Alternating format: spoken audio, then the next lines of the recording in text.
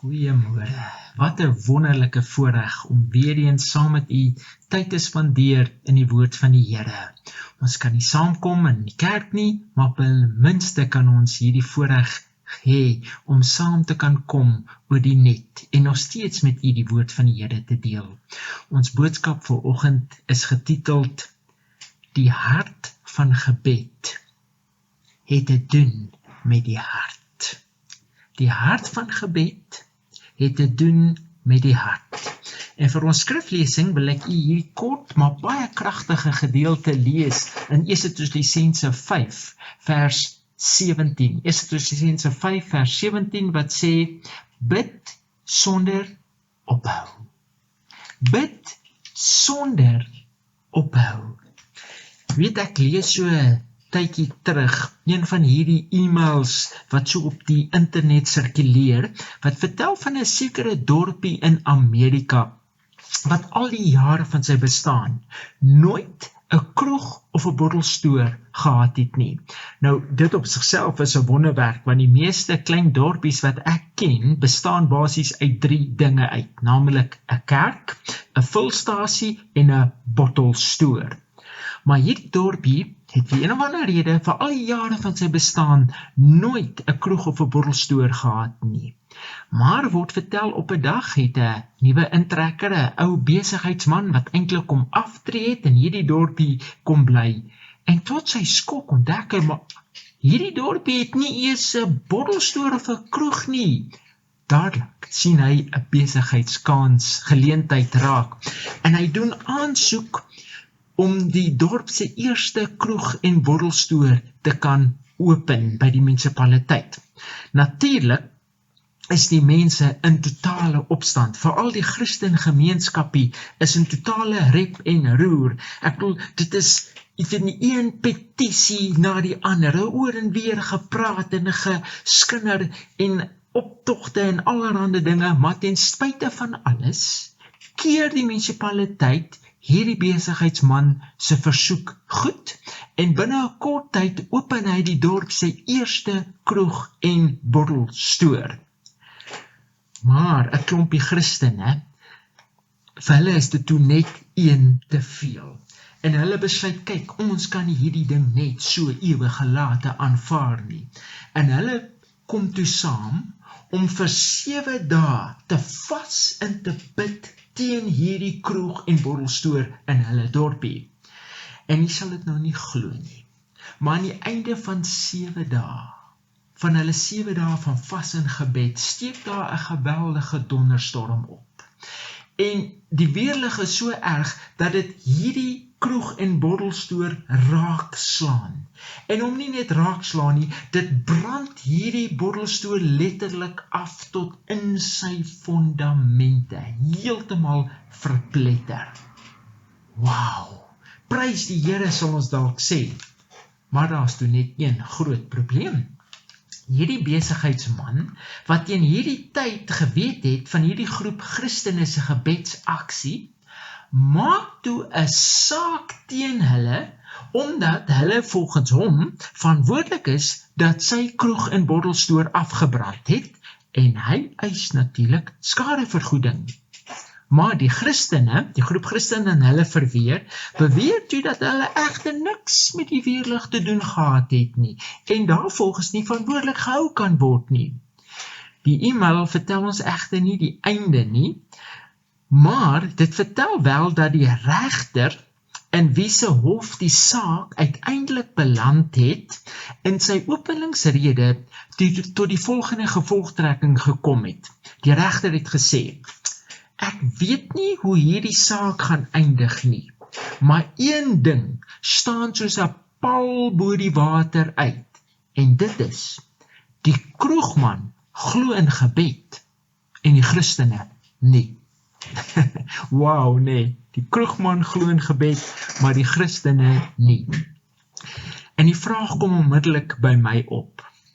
Glo ons as Christene werklik nog in gebed? Ek wil dit persoonlik maak. Kyk na jou eie lewe. Glo u werklik nog in gebed? Ek bedoel, hierdie lockdown het in werklikheid baie van ons se harte so ontbloot, dat ons eintlik kan sê, dis maar die skudding wat ons uitsif. Hoekom? Want jy sien, die lockdown, juis nou die tyd wat u en ek moet bid. Bid u? Dalk juis die tyd wat ons het, of althans die lockdown gee vir ons baie meer tyd om te bid. Bid jy? En ek kyk net na my eie lewe, bid ek werklik baie meer as gewoonlik? Jy weet, en die vraag kom weer by my op. Besef ons werklik die waarde van gebed? Het gebed werklik nog betekenis in ons lewens? Of het ons gebede maar vandag maar net ontaard in 'n gewone uiterlike ritueel as iets wat Christene moet doen, met die gevolg, ons bid, maar ons glo nie meer werklik in gebed nie. Ja, dit is maklik om in gebed te glo, solank dit waarvoor ons bid, gebeur. Maar wanneer dit nie gebeur nie, wanneer ons nie onmiddellike resultate kan sien nie, bid ons nog? Of wanneer ons ernstig bid en bid en bid en niks gebeur nie? Of dinge gebeur nie soos waarvoor ons bid nie? Hoe voel ons dan nog oor gebed? Maar hoe ook al, is dit baie duidelik, dat ten spyte hoe ons voel oor gebed, en of ons gebede verhoor word of nie, die Bybel baie sterk klem lê op die absolute noodsaaklikheid van gebed. Die apostel Paulus gaan selfs so ver in ons skriflesing, Efesiërs 5 vers 17, as hy dit op ons hart druk en as te ware vir ons wil sê, bid sonder ophou. Bid sonder ophou. Met ander woorde, 'n Christen se lewe sal gekenmerk word deur gebed. En nie net gebed nie, maar aanhoudende gebed. 'n Gebed as 'n lewenswyse. Weet, Jesus self het baie oor gebed te sê gehad, maar die kragtigste oproep tot gebed was nie in iets wat Jesus gesê het nie, maar in werklikheid sy eie voorbeeld. Ek bedoel, Jesus se hele lewe was gekenmerk deur gebed. As sy disippels hom gesoek het, was hy altyd iewers alleen besig om te bid. En gebed is eenvoudig om met God te praat, om met God te kommunikeer, om met God jou hart te deel. Weet, gebed gaan nie soseer oor tyd nie, alhoewel dit tog tyd vat om te bid. Gebed gaan ook nie soseer oor woorde nie, alhoewel ons gedagtes in woorde uitdruk. Maar gebed is hoofsaaklik om jou hart oop te maak teenoor jou God. Ek bedoel, sy hart is al reeds oop teenoor ons, en daarom verwag God ook dat ons harte teenoor hom sal oopstel. En baie eenvoudig gestel, as jy kan dink, weet, as jy so kan sit en jou gedagtes kan gaan, en jy kan daaroor dink, en dit, dan wil ek vir u sê, kan jy ook bid. Want ware gebed kom uit die hart uit. As ons na enige verhouding kyk tussen twee mense, dan sien ons dat 'n verhouding, enige verhouding, word gebou deur kommunikasie, deur met mekaar te praat, deur jou hart te deel met 'n ander persoon. En wanneer daar nie kommunikasie tussen twee persone is nie, is dit vanselfsprekend dat daar ook nie 'n goeie verhouding is nie.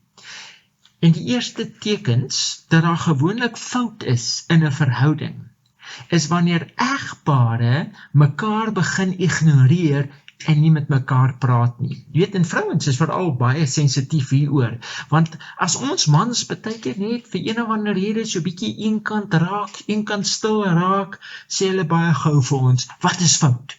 Wat is fout? Hoekom? want jy praat nie met my nie.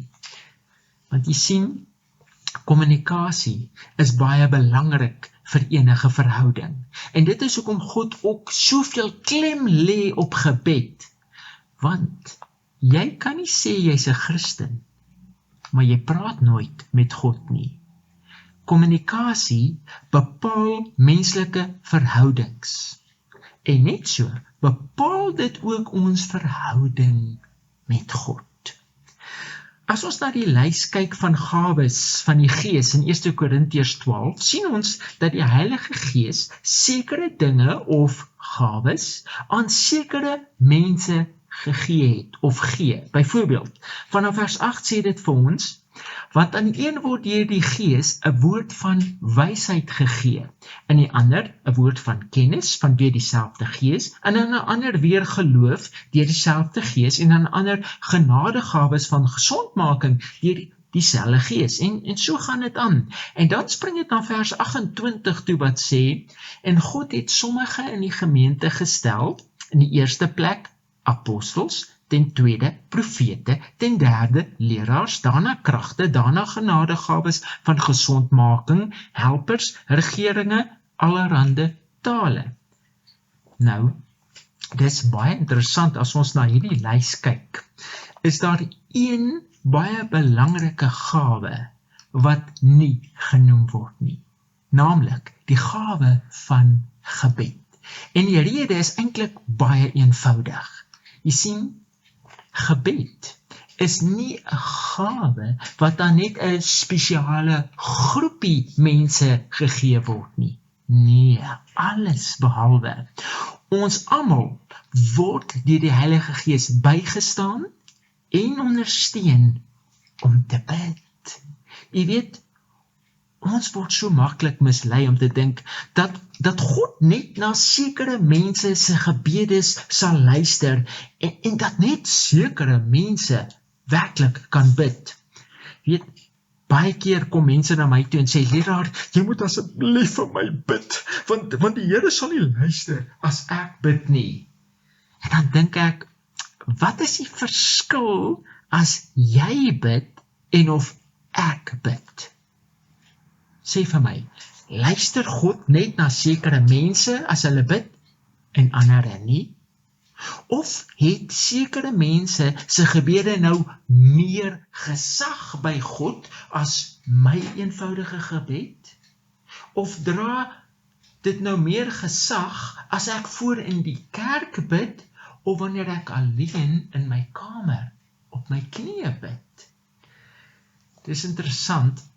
As jy by die klaagmuur in ou Jerusalem staan, en jy kyk hoe veral die baie konservatiewe Jode elke dag by hierdie muur staan en bid. Nou, die klaagmuur is die enigste gedeelte van die tempel wat behoue gebly het na die vernietiging van Jerusalem in 70 na Christus. En dit is natuurlik vir die Jode vandag 'n baie heilige plek.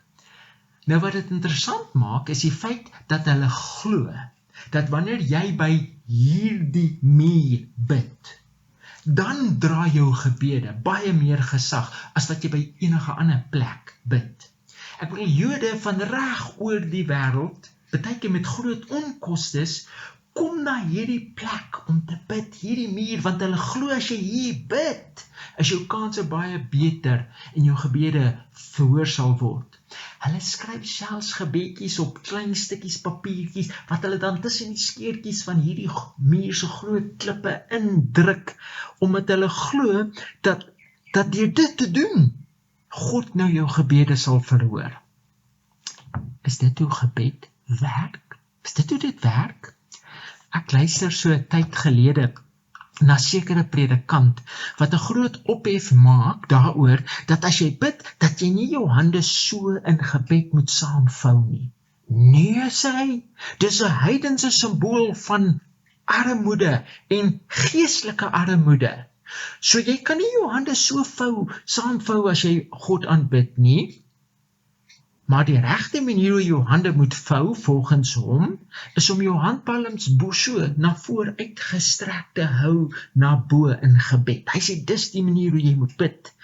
Nou duidelik het hy nog nie vir Walter White geluister, wat vir ons bewys het, dat die eertydse sonaanbidders die son juis so aanbid het nie. Inteendeel, moderne sonaanbidders aanbid nog steeds die son op hierdie manier. Sê vir my, gaan gebed hoofsaaklik oor hoe jy jou hande vou terwyl jy aanbid, of meer hoe jy jou hart vou? Gaan dit oor hoe jy jou hande hou, of wat daar in jou hart is? En om dit nog nader te bring, 'n man met die naam van Bruce Wilkinson het so 'n paar jaar terug, 'n hele paar jaar terug, 'n boek geskryf wat vandag baie bekend is en waarvan letterlik miljoene kopieë reg oor die wêreld verkoop is, naamlik The Prayer of Jabez, of Jabez se gebed, want dit is ook in Afrikaans vertaal. Nou in hierdie boek beweer die skrywer, deur net die gebed van Jabez, woord vir woord vir 30 dae te bid, dit jou hele lewe sal verander. Nou hy beweer self dat hy nou al vir 30 jaar elke dag hierdie gebed woord vir woord bid en dat dit sy hele bediening verander het. Wow, dink ons onmiddellik, dit moet seker die een of ander baie spesiale of kragtige gebed wees en ons is sommer nuuskierig om weer eens te kan sien wat het Jabez eintlik gebid. Ons kry dit in 1 Kronieke 4 vers 10. En ek moet sê, toe ek daartoe blaai, toe sit tot my eie skok, eintlik 'n eenvoudige 4 reeltjie gebed, waarin Jabez bid en sê, stort u seën oor my uit, vergroot my grondgebied, neem my onder u beskerming en weerhou onheil van my, sodat geen smart my tref nie. 'n eenvoudige gebed, maar gebaseer op hierdie skrywer se interpretasie, beweer hy dat hierdie gebed van Jabez 'n spesiale gebedsformule is, maar meer besonders ook 'n gebed is wat as jy dit elke dag, woord vir woord herhaal, jou hele lewe en omstandighede sal verander. Inteendeel, Wilkinson daag sy lesers uit om hierdie program te volg en vir die volgende 30 dae te kan bid, hierdie gebed te kan bid en dan te kan sien hoe hierdie gebed jou lewe verander. Nou, ek is nie hier om Jabez se gebed af te breek nie. Inteendeel, ek glo hy dit in alle opregtheid gebid. En ek is ook nie hier om u van 'n seën te beroof as u dalk hierdie program in u lewe gevolg het en 'n seën daaruit gekry het nie. Inteendeel, as dit vir u werk en u ervaar God se seën daardeur, by all means, moenie dat ek u terughou nie. Maar, en altyd die maar, nee, dis interessant, dat nêrens in die Bybel word daar na 'n spesifieke formule verwys wat ons moet volg wanneer ons bid nie. Inteendeel, ons word gewaarsku teen 'n blote herhaling van woorde. En onthou, wat vir die een persoon werk, sal nie noodwendig vir jou werk nie. En al is Jabez se gebed opreg en vanuit sy hart gewees, is dit nie te sê dat dit ook vir almal 'n seën gaan wees nie. Nou die skrywer heg maar sy eie interpretasie aan hierdie gedeelte in sy boek. Weet, as ons dalk vir Jabez persoonlik kon gevra het, hey ou maat, broer, hoekom het jy hierdie gebed gebid? Dan kon hy dalk vir ons gesê het, man, ek wou eintlik net bietjie meer grond gehad het. So jy kan nie eintlik sy persoonlike gebed universeel nou op almal van toepassing maak nie, of op almal toepas nie. En wat jy nie moet mis nie, is dat na 1 Kronieke 4, na Jabez se gebed wat hier opgeskryf is in vers 10, hierdie gebed nooit weer genoem word nie. Ek bedoel, as dit werklik so 'n lewensbelangrike gebed is met soveel krag, hoekom word dit nooit weer genoem nie? Ek bedoel, Dawid het nie 'n psalm daaroor geskryf of eers een keer daarna verwys nie. Geen van die profete het ooit Jabes se gebed genoem of daarna verwys nie. Die hele Nuwe Testament noem dit geensins nie. Paulus in ons skriflesing 1 Tessalonisense 5 vers 17 doen 'n oproep op ons om te bid sonder ophou. Maar tog noem hy nêrens Jabes se gebed nie. En natuurlik, toe die disippels vir Jesus gevra het om hulle te leer bid, het Jesus hulle nie na Jabes se gebed verwys nie. Inteendeel, dit word nêrens weer genoem nie. En dit is nogal interessant om Jabes se gebed met die Onse Vader te vergelyk. Matteus 6 vers 9 tot 13 sê Jesus vir ons, so moet julle dan bid. Onse Vader wat in die hemele is, laat u naam geheilig word. Laat u koninkryk kom. Laat u wil geskied, soos in die hemel, net so ook op die aarde. Gee ons vandag ons daaglikse brood en vergeef ons skulde soos ons ook ons skuldenaars vergewe. En lei ons nie in versoeking nie, maar verlos ons van die bose, want aan u behoort die koninkryk en die krag en die heerlikheid tot in alle ewigheid. Amen. Waar Wilkinson Jabes se gebed voorhou as 'n gebedsformule wat getrou gevolg moet word om sekere resultate te verseker, het Jesus deur die Onse Vader vir ons 'n modelgebed gegee. Jy sien, Jesus het nie vir sy disippels gesê, bid hierdie presiese woorde vir 30 dae nie, nee, maar hy het gesê, so moet julle dan bid. Die Engels maak dit so 'n bietjie meer duideliker as dit sê, after this manner, pray. Deur die Onse Vader het Jesus nie vir ons die presiese woorde gegee wat ons moet bid nie, maar eerder ons geleer hoe om te bid. Die blote herhaling van 'n gebedsformule kan nooit opweeg met 'n hart-tot-hart gesprek met God nie. En dit is wat God die meeste soek. Hy soek jou hart. Hy soek jou hart.